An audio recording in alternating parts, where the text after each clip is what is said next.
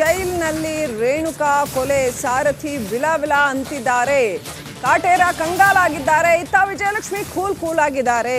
ಅತ್ತ ಸ್ನೇಹಿತರ ಜೊತೆ ವಿಜಯಲಕ್ಷ್ಮಿ ಪಾರ್ಟಿ ಮಾಡ್ತಿದ್ದಾರೆ ಅಂತ ಹೇಳಲಾಗಿದೆ. ಸಿದ್ದರಾಮಯ್ಯ ಸೊಸೆ ಸ್ಮಿತಾ ಅವ್ರ ಜೊತೆ ವಿಜಯಲಕ್ಷ್ಮಿ ಪಾರ್ಟಿ ಮಾಡ್ತಿದ್ದಾರಂತೆ. ಹಲವು ವರ್ಷಗಳಿಂದ ಸ್ಮಿತಾ ಹಾಗೂ ವಿಜಯಲಕ್ಷ್ಮಿ ಫ್ರೆಂಡ್ಸ್ ಅಂತೆ. ಸ್ನೇಹಿತೆ ಶ್ರುತಿ ಬರ್ತ್ಡೇ ಪಾರ್ಟಿಯಲ್ಲಿ ವಿಜಯಲಕ್ಷ್ಮಿ ಭಾಗಿಯಾಗಿದ್ದಾರಂತೆ. ಜೈಲಿಗೆ ಬಂದು ದರ್ಶನ್ ಅವ್ರನ್ನ ಭೇಟಿಯಾಗಿ ಬೇಲ್ ಅಪ್ಲಿಕೇಶನ್ಗೆ ಸೈನ್ ಮಾಡಿಸ್ಕೊಂಡು ಹೋಗಿದ್ರು ವಿಜಯಲಕ್ಷ್ಮಿ. ಇದೀಗ ಸಿದ್ದರಾಮಯ್ಯ ಅವರ ಸೊಸೆ ಸ್ಮಿತಾ ಅವರು ಮತ್ತು ವಿಜಯಲಕ್ಷ್ಮಿ ಫ್ರೆಂಡ್ಸ್ ಅಂತೆ. ಸ್ಮಿತಾ ಅವರ ಬರ್ತ್ಡೇ ಪಾರ್ಟಿಯಲ್ಲಿ ಪಾಲ್ಗೊಂಡಿದ್ದಾರೆ ವಿಜಯಲಕ್ಷ್ಮಿ.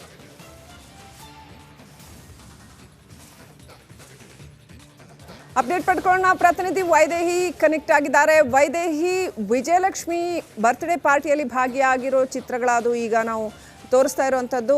ಅಕಸ್ಮಾತ್ ಹೌದು ಅಂತಾಗಿದ್ದಲ್ಲಿ ವಿಜಯಲಕ್ಷ್ಮಿ ಬಹಳ ಖುಷಿಯಾಗಿ ಕೂಲಾಗಿ ನಾರ್ಮಲ್ ಆಗಿ ಇರೋದು ಕಾಣಿಸುತ್ತೆ. ಸೊ ಇವ್ರು ಮೊದಲಿಂದಾನು ಹೀಗೇನಾ ವಿಜಯಲಕ್ಷ್ಮಿ, ಅಥವಾ ಹೇಗೆ, ಏನಿದು ಕತೆ?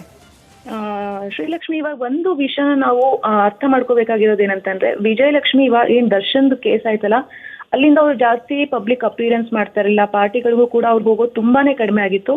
ಆದ್ರೆ ಏನು ನಿನ್ನೆ ಚಾರ್ಜ್ ಶೀಟ್ ಅನ್ನ ಏನು ಸಲ್ಲಿಕೆ ಮಾಡಿದ್ರು, ಅದಾದ್ಮೇಲೆ ವಿಜಯಲಕ್ಷ್ಮಿ ಅವರು ಕೂಲ್ ಆಗಿದ್ದಾರೆ ಅಂತ ಹೇಳಲಾಗ್ತಾ ಇದೆ. ಅಷ್ಟೇ ಅಲ್ಲದೆ ತಮ್ಮ ಒಂದು ದುಃಖದಲ್ಲೇ ತಮ್ಮ ಸ್ನೇಹಿತೆಯ ಬರ್ತ್ಡೇ ಪಾರ್ಟಿ ಮಾಡೋದಕ್ಕೂ ಕೂಡ ಅವ್ರು ಹೋದು ಇದೇ ವಿಷಯವನ್ನ ರಮೇಶ್ ಕುಮಾರ್ ಅವರು ಒಂದು ಇನ್ಸ್ಟಾಗ್ರಾಮ್ ಪೋಸ್ಟ್ ಅಲ್ಲೂ ಕೂಡ ಬರ್ಕೊಂಡಿದ್ದಾರೆ.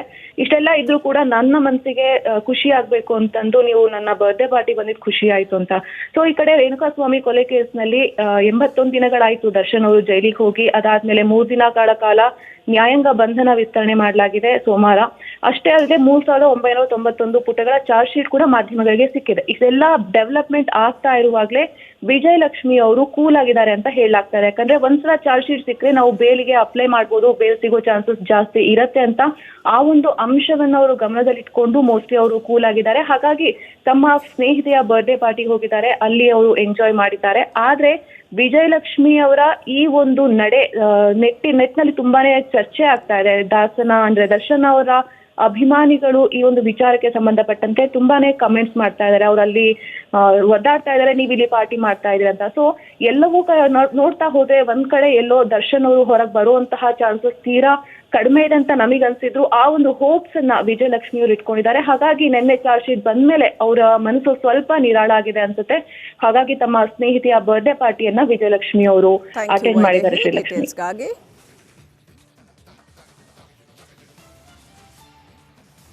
ರೇಣುಕಾಸ್ವಾಮಿ ಕೊಲೆ ಕೇಸಲ್ಲಿ ಚಿಕ್ಕಣ್ಣ ಕೂಡ ಢವ ಶುರುವಾಗಿದೆ. ಚಾರ್ಜ್ ಶೀಟಲ್ಲಿ ಚಿಕ್ಕಣ್ಣ ಅವರ ಹೇಳಿಕೆ ಕೂಡ ಉಲ್ಲೇಖ ಆಗಿದೆ. ಸ್ಟೋನಿ ಬ್ರೂಕ್ ಪಾರ್ಟಿಯಲ್ಲಿ ಚಿಕ್ಕಣ್ಣ ಭಾಗಿಯಾಗಿದ್ದಂಥದ್ದು. ಅವತ್ತು ದರ್ಶನ್ ಕಿವಿಯಲ್ಲಿ ಪವನ್ ಏನು ಹೇಳಿದ್ರು ಅನ್ನುವಂಥದ್ದು ಚಾರ್ಜ್ ಶೀಟಲ್ಲಿ ಈ ಬಗ್ಗೆ ಚಿಕ್ಕಣ್ಣ ಪೊಲೀಸರಿಗೆ ಮಾಹಿತಿ ಕೊಟ್ಟಿದ್ದಾರೆ. ಸೊ ಹಾಗಾಗಿ ಇಲ್ಲಿ ಚಿಕ್ಕಣ್ಣ ಕೂಡ ಇನ್ವಾಲ್ವ್ ಆಗಿದ್ದಾರಾ ಅನ್ನುವಂಥ ಪ್ರಶ್ನೆ, ಒಟ್ಟು ಹಗರಣದಲ್ಲಿ ಗೊತ್ತಿತ್ತಾ ಈ ವಿಚಾರ ಚಿಕ್ಕಣ್ಣಗೆ ಅನ್ನುವಂಥದ್ದು ಕೂಡ ಚಾರ್ಜ್ ಶೀಟಲ್ಲಿ ಚಿಕ್ಕಣ್ಣ ಅವ್ರನ್ನ ಇಂಟರಾಗೇಟ್ ಮಾಡಿರೋ ಪೊಲೀಸರು ಏನೇನು ಅಂಶಗಳನ್ನ ಉಲ್ಲೇಖ ಮಾಡಿದ್ದಾರೆ ಅನ್ನುವಂಥ ಪ್ರಶ್ನೆ ಎದ್ದಿದೆ. ಚಿಕ್ಕಣ್ಣಗೂ ಕೂಡ ಒಟ್ಟಿನಲ್ಲಿ ಕೇಸ್ನ ಢವ ಇದ್ದದ್ದೇ. ಕಂಪ್ಲೀಟ್ಲಿ ಅವ್ರದ್ದೇನೂ ಲಿಂಕೇ ಇಲ್ಲ ಅಂತಾನೂ ಹೇಳೋಕ್ಕಾಗಲ್ಲ. ಚಾರ್ಜ್ ಶೀಟಲ್ಲಿ ಚಿಕ್ಕಣ್ಣ ಅವರ ಹೇಳಿಕೆ ಕೂಡ ಉಲ್ಲೇಖ ಆಗಿದೆ.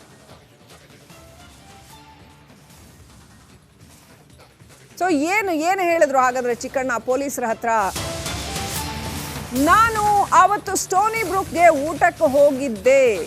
ಪಬ್ನ ಡಿ ಬಾಸ್ ಅಲ್ಲಿ ಒಂದು ಲಾಂಚ್ ಇದೆ, ಅಲ್ಲಿ ತೆರಳಿದೆ ಅಂತ ಹೇಳ್ತಾರೆ. ಅಲ್ಲಿ ದರ್ಶನ್ ಇದ್ರು ಅಂತ ಹೇಳ್ತಾರೆ. ಅವ್ರು ಏನು ಹೇಳ್ತಾರೆ ಅಂದರೆ, ದರ್ಶನ್ ಜೊತೆ ಊಟಕ್ಕೆ ಹೋಗಿದ್ದೆ ಅಂತ ಅಲ್ಲ, ನಾನು ಸ್ಟೋನಿ ಬ್ರೂಕ್ ರೆಸ್ಟೋರೆಂಟ್ಗೆ ಊಟಕ್ಕೆ ಹೋಗಿದ್ದೆ, ಅಲ್ಲೊಂದು ಲಾಂಚ್ ಇದೆ, ಅಲ್ಲಿ ದರ್ಶನ್ ಇದ್ರು, ಅವ್ರನ್ನ ಮೀಟ್ ಮಾಡಿದೆ ಅನ್ನೋ ಅರ್ಥದಲ್ಲಿ ಹೇಳ್ತಾರೆ. ವಿನಯ್, ಪ್ರದೋಷ್, ಯಶಸ್ ಇವರೆಲ್ಲ ಇದ್ರು.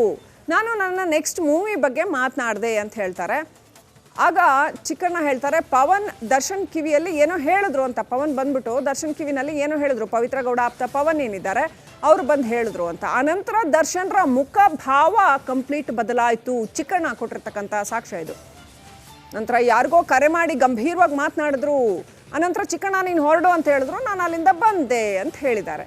ರೈಟ್, ಅಪ್ಡೇಟ್ ಪಡ್ಕೊಳ್ಳೋಣ. ಪ್ರತಿನಿಧಿ ನಾಗರಾಜ್ ಕನೆಕ್ಟ್ ಆಗಿದ್ದಾರೆ. ನಾಗರಾಜ್, ಒಬ್ಬೊಬ್ಬರ ಪಾತ್ರವು ಒಂದೊಂದು ಕ್ಯಾರೆಕ್ಟ್ರು ಕೂಡ ಭಾಳ ವಿಶೇಷ ಅಂತ ಅನಿಸುತ್ತೆ. ಬಟ್ ನಿಜಕ್ಕೂ ಸಾಕಷ್ಟು ಭಯಂಕರವಾದ ಸತ್ಯಗಳು ಕೂಡ ಹೊರಬೀಳ್ತಾ ಇದೆ. ಆದರೆ ಈ ಚಿಕ್ಕಣ್ಣ ಅವರ ರೋಲ್ ಬಗ್ಗೆ ಏನೆಲ್ಲ ಉಲ್ಲೇಖ ಆಗಿದೆ ಚಾರ್ಜ್ ಶೀಟಲ್ಲಿ? ಶ್ರೀಲಕ್ಷ್ಮಿ, ಏನು ರೇಣುಕಸ್ವಾಮಿ ಕೊಲೆ ಪ್ರಕರಣಕ್ಕೆ ಸಂಬಂಧಿಸಿದಂತೆ ನಟ ಚಿಕ್ಕಣ್ಣ ಒಂದು ಪೊಲೀಸರ ಮುಂದೆ ಕೊಟ್ಟಂಥ ಹೇಳಿಕೆ, ಜೊತೆಗೆ ಆತ ಏನು ಮ್ಯಾಜಿಸ್ಟ್ರೇಟ್ ನ್ಯಾಯಾಧೀಶರ ಎದುರು 164 ಹೇಳಿಕೆಯನ್ನು ದಾಖಲು ಮಾಡಿದ್ರು. ಎರಡೂ ದಾಖಲೆಗಳನ್ನು ಚಾರ್ಜ್ ಶೀಟ್ನಲ್ಲಿ ಉಲ್ಲೇಖ ಮಾಡಿರ್ತಕ್ಕಂಥದ್ದು. ಇದರಲ್ಲಿ ಬಹಳ ಸ್ಪಷ್ಟವಾಗಿ ಚಿಕ್ಕಣ್ಣ ಅವರು ಒಂದು ಕಡೆ ಹೇಳ್ತಾರೆ, ಏನೋ ಹೊತ್ತು ನಾನು ನಿರ್ದೇಶಕ AP ಅರ್ಜುನ್ ಜೊತೆ ಒಂದು ಸಿನಿಮಾ ಒಂದಕ್ಕೆ ಸಂಬಂಧಿಸಿದಂತೆ ಸ್ಕ್ರೀನ್ ಪ್ಲೇ ಬಗ್ಗೆ ಮಾತನಾಡ್ತಾ ಇದ್ದೆ. ಈ ಸಂದರ್ಭದಲ್ಲಿ ಮತ್ತೊಬ್ಬ ನಟ ಯಶಸ್ ಸೂರ್ಯ ನನಗೆ ಕರೆಯನ್ನು ಮಾಡ್ತಾರೆ. RR ನಗರದ ಸ್ಟೋನಿ ಬ್ರೂಕ್ ಪಬ್ಗೆ ಬರಬೇಕು, ದರ್ಶನ್ ಸರ್ ಹೇಳ್ತಾ ಇದ್ದಾರೆ, ಇಲ್ಲಿ ಊಟಕ್ಕೆ ಅರೇಂಜ್ ಮಾಡಿದ್ದಾರೆ, 1:15 ನೀನು ಬರಬೇಕು ಅಂತಂತೇಳಿ ನನಗೆ ಯಶಸ್ ಸೂರ್ಯ ಫೋನ್ ಮಾಡ್ತಾರೆ. ಆದರೆ ನಾನು ಏನು AP ಅರ್ಜುನ್ ಅವ್ರ ಜೊತೆ ಒಂದು ಸಿನಿಮಾ ಕುರಿತು ಮಾತಾಡ್ತಾ ಇದ್ದಿದ್ದರಿಂದ ಆದರೆ ಬರ್ತೀನಿ ಅಂತ ಹೇಳಿರ್ತೀನಿ. ಅದರಂತೆ ನಾನು 2:30 ಅಷ್ಟರೊಳಗಡೆ ನನ್ನ ಖಾಸಗಿ ಕಾರು ಇನೋವನ್ನ ತೆಗೆದುಕೊಂಡು ನಾನು ಅಲ್ಲಿಗೆ ಹೋಗ್ತೀನಿ. ಆ ವೇಳೆಗಾಗಿ ಅಲ್ಲಿ ದರ್ಶನ್ ಸೇರಿದಂತೆ ಇನ್ನೂ ಕೆಲವರು ಇರ್ತಾರೆ, ನಾನು ಪಾರ್ಟಿಯಲ್ಲಿ ಭಾಗಿಯಾಗ್ತೀನಿ. ಈ ಮಧ್ಯದಲ್ಲಿ ಪವನ್ ಎಂಬಾತ ಬಂದು ದರ್ಶನ್ ಅವರ ಕಿವಿಯಲ್ಲಿ ಒಂದು ವಿಚಾರವನ್ನು ಹೇಳ್ತಾನೆ. ಆದರೆ ಏನು ವಿಚಾರ ಅಂತ ನನಗೆ ಅಲ್ಲಿ ಗೊತ್ತಾಗಲ್ಲ. ಆದರೆ ಆ ವಿಚಾರವನ್ನು ಕೇಳಿದ ಬಳಿಕ ದರ್ಶನ್ ಸ್ವಲ್ಪ ಗಂಭೀರವಾಗ್ತಾರೆ. ನಂತರ ಕರೆ ಮಾಡಿ ಯಾರಿಗೂ ಮಾತಾಡ್ತಾರೆ ಗಂಭೀರವಾಗಿ. ನಂತರ ಅವರು ಅಲ್ಲಿಂದ ಹೋಗ್ಲಿಕ್ಕೆ ರೆಡಿ ಆಗ್ತಾರೆ. ನಾನು ಕೂಡ ಮತ್ತೆ ನಾನು AP ಅರ್ಜುನ್ ಅವರನ್ನು ಭೇಟಿಯಾಗಬೇಕಾದ ಕಾರಣ ನಾನು ಹೋಗ್ತೀನಿ. ಈ ಸಂದರ್ಭದಲ್ಲಿ ನಟ ದರ್ಶನ್, ವಿನಯ್ ಹಾಗೇನೆ ಪ್ರದೂಷ್ ಅಲ್ಲಿಂದ ಕಾರಲ್ಲಿ ಓಡ್ತಾರೆ. ನಾಗರಾಜ್ ಸೇರಿದಂತೆ 4 ಜನ ಕಾರಿನಲ್ಲಿ ಓಡ್ತಾರೆ ಅಂತ ಹೇಳಿಕೆಯನ್ನು ದಾಖಲಿಸಿರ್ತಕ್ಕಂಥದ್ದು. ಸ್ಟೋನಿ ಬ್ರೂಕ್ ಪಬ್ಗೆ ಈ ವಿಚಾರ ಬಂದು ಪವನ್ ಹೇಳಿದಾಗ ಇದು ಆಯಿತು.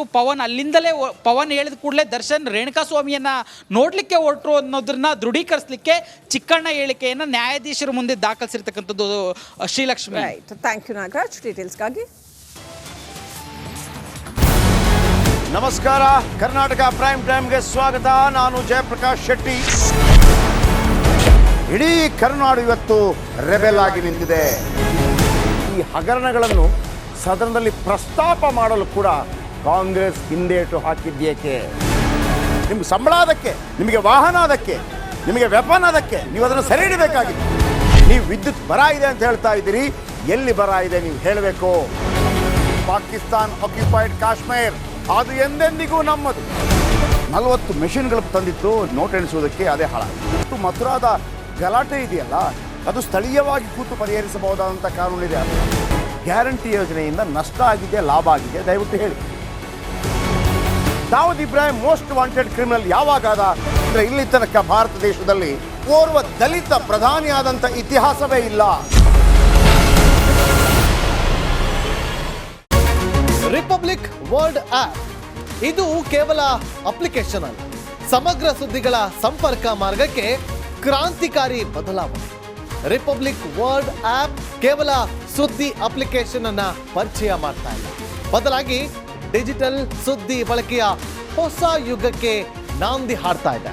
ಇದೊಂದು ಬ್ರೇಕಿಂಗ್ ನ್ಯೂಸ್, ಪ್ರಭಾವಶಾಲಿ ಕಾರ್ಯಕ್ರಮಗಳಿಗೆ ಗಟ್ಟಿಯಾದ ವೇದಿಕೆ. ರಿಪಬ್ಲಿಕ್ ವರ್ಲ್ಡ್ ಅಪ್ಲಿಕೇಶನ್ ಈಗ ಲೈವ್ ಆಗಿದೆ. ಗೂಗಲ್ ಪ್ಲೇ ಸ್ಟೋರ್ ಮತ್ತು ಆಪಲ್ ಆಪ್ ಸ್ಟೋರ್ ಎರಡರಲ್ಲೂ ಲಭ್ಯವಿದೆ. ಈಗಲೇ ಡೌನ್ಲೋಡ್ ಮಾಡಿ.